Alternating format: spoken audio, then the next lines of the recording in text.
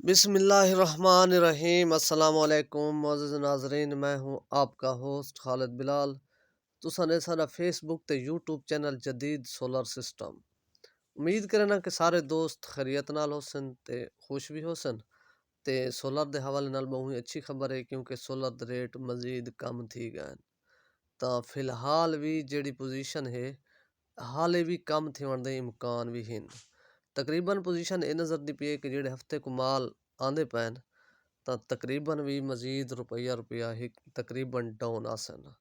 तां कल जो मैं रात है इंशाल्लाह तां हफ्ते को जेड़ा माल आसी तां वो तकरीबन भी लॉन्जी हाइमो 6 दा जेड़ा आसी तां इन्हां रेटां तो भी मज़ीद तकरीबन रुपया डाउन आसी।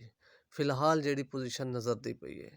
तां मज़ीद भी जेड़े यकम तक मैं अगे भी वीडियो दसाए कि रेट तकरीबन इवें समझ 20 तारीख तक तो उहे वैसे डाउन थी वणदे मज़ीद डाउन थी वणदे इम्कान हैं। देखो रुपया थी वञे 1.5 रुपया थी वञे अगे नवे हफ्ते दे विच तां फिलहाल यकम तक कोई फिलहाल अप होने का इम्कान कोई नहीं। यकम तो बाद बात में समझ कोई इम्कान थी वैसे लग जी पोजीशन में नज़र दी पई ढेर थोड़े या थी रुक वञन तां फिलहाल पोजीशन डाउन वाले पास है। पर अल्लाह बेहतरी करे सी फिलहाल अज की जी पोजीशन मार्केट दी रह गई है कल दी जी हो सी इंशाल्लाह ज़रूर शेयर करे सो तां सारे लइए दी सोलर पैनल दी लॉन्जी हाइमो 6 का जोड़ा अज का रेट बने 53.5 रुपए पर वाट और इंदे तो इलावा लॉन्जी हाइमो 5 का 53 रुपए पर वाट और इस तो इलावा बाकी है कनेडियन एन टाइप का माल उनकी भी जी पोजीशन इस वक्त है पे 54 रुपए पर वाट और इंदे तो इलावा बाकी उनके भी तकरीबन मजीद इम्कान हैं यानी कि नवे माल जड़े भी आसन तां कहंदे आंदे पैन रवाना हैं कहंदे आ वैसन में नवे हफ्ते दे जेड़े माल आसन तकरीबन रुपया उंदा भी रेट डाउन आसी। तां बाकी है पी टाइप कनेडियन दा माल वो भी अज दी जेड़ी पोजीशन रह गई है 50 रुपए 50 पैसे।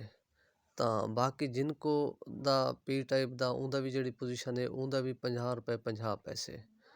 और इस तो इलावा बाकी है जिनको एन टाइप वो माल काफ़ी रेट उंदा अप है उहें वैसे भी उनकी मार्केट है ज़्यादा उंदा अप रहे वेंदे रेट तां उनकी भी जेड़ी इस टाइम पोजीशन है 55 रुपए ते 25 पैसे।